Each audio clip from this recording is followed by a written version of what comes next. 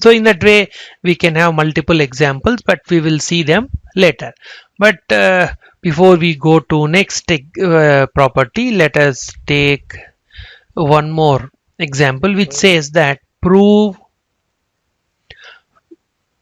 shifting in frequency domain property.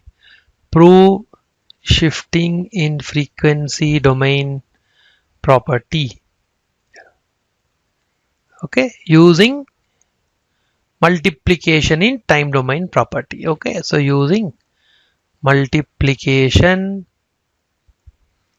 in time domain property.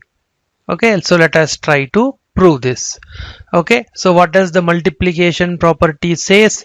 So if x of t, not multiplication, so shifting in frequency domain property, what does it say?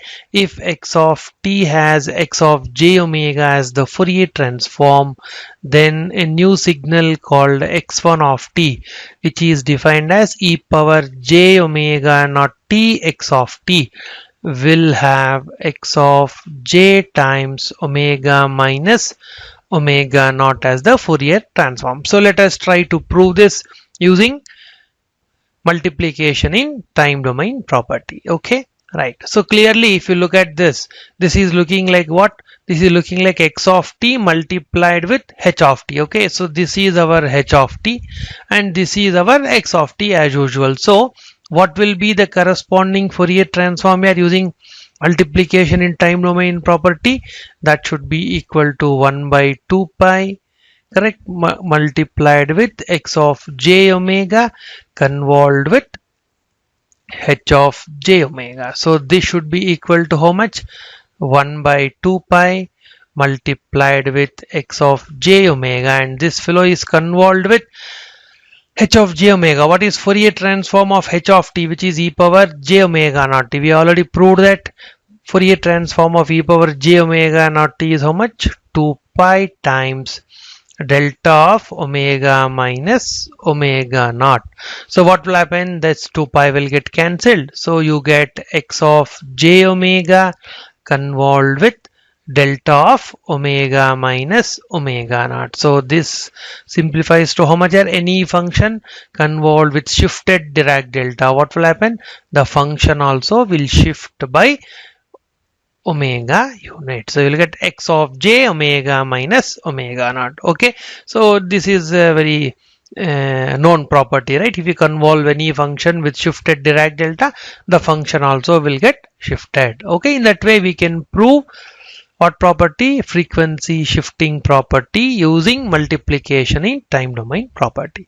So again we'll take one more proof of which property. Again I'll write down prove modulation property, correct? So prove modulation property using multiplication in time domain property. Okay, so using multiplication in time domain property. Okay, so what does it say? If x of t, which property are? Modulation property. If x of t has x of j omega as the Fourier transform, then the new signal x of x1 of t, which is equal to x of t cos omega naught t, this fellow will have 1 by 2 times x of j omega plus omega naught plus x of j omega minus omega naught, okay, as the Fourier transform. So this result we already know, but what did we do? We used shifting in frequency domain property to prove this result. Okay, and also we use linearity property. Now let us use this multiplication in time domain property. Okay, so definitely this is looking like what? This is looking like x of t multiplied with h of t, as correct, x of t multiplied with h of t, where h of t is cos omega not t. So what is the corresponding Fourier transform? Yes, this follows. We have to prove this result, but what is the corresponding Fourier transform? So 1 by 2 pi multiplied with x of j omega convolved with h of j omega. Okay, so that should be equal to 1 by 2 pi multiplied with x of j omega convolved with what is h of j omega? That is Fourier transform of cos omega naught t. But we already know the Fourier transform of cos omega naught t is how much?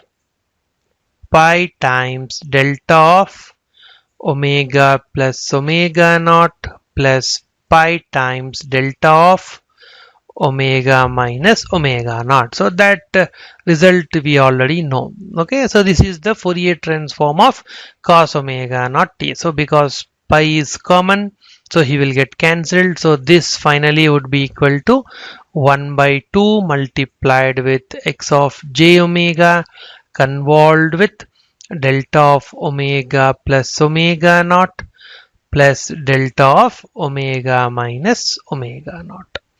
Okay, so now we can use distributive property of the convolution operation. So this will give us what? 1 by 2 times x of j omega convolved with delta of omega plus omega naught. So we'll give you x of j omega plus omega naught. Why? Convolution of any function with shifted Dirac delta, that fellow will result in shifting of the function itself, plus again with the same argument you will get x of j omega minus omega naught. Okay, and so the same result we have got, right? So in that way we can prove the modulation property also using which property? Multiplication in time domain property. Okay.